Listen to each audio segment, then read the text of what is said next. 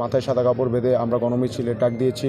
সেই মিছিল আমরা অনুষ্ঠিত করব এবং আমাদের 6 দফা দাবি যদি বাস্তবায়িত না হয় সেক্ষেত্রে আমাদের পরবর্তী কর্মসূচি আসবে।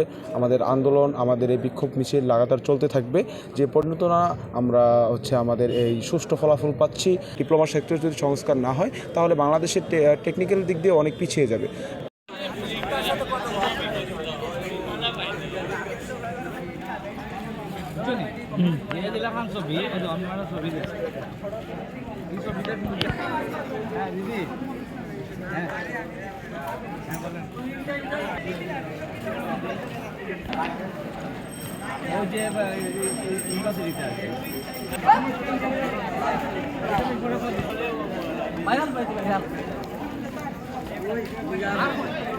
মাছটা গুলোতে